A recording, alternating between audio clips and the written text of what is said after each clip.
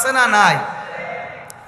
عن أبي هريرة رضي الله تعالى عنه قال قال رسول الله صلى الله عليه وسلم ما يصيب المسلم من نصب ولا وصب ولا هم ولا حزن إلا كفر الله من خطايا দুনিয়ার মুসলমান ভাইরে আমার, বিশ্ব নবী সাল্লাল্লাহু আলাইহি ওয়াসাল্লামের সাহাবী আবু হুরায়রা রাদিয়াল্লাহু তাআলা আনহু বর্ণনা করেছেন, আল্লাহর নবী সাল্লাল্লাহু আলাইহি ওয়াসাল্লাম বলেন, দুনিয়ার মধ্যে কোন মুসলমানের উপরে যদি বিপদ আসে, মুসিবত আসে, দুঃখের মধ্যে পতিত হয়, মুসিবতের মধ্যে পতিত হয়, ক্ষতিগ্রস্তদের অন্তর্ভুক্ত হয়ে যায়, আমার আপনার নবী বলেন ওই সময় বান্দা যদি পেরেশান না হয়, হতাশ না হয়ে ধৈর্য ধারণ করে, আমার আপনার নবী বলেন ইল্লা কাফফারাল্লাহু মিন খতায়া, এই ধৈর্য ধারণ করাটা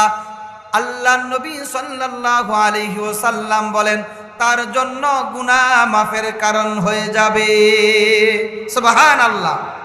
তার মানে মুসিবতের মধ্যে পড়লে পেরেশান হওয়ার কোনো দরকার নাই। চাকরি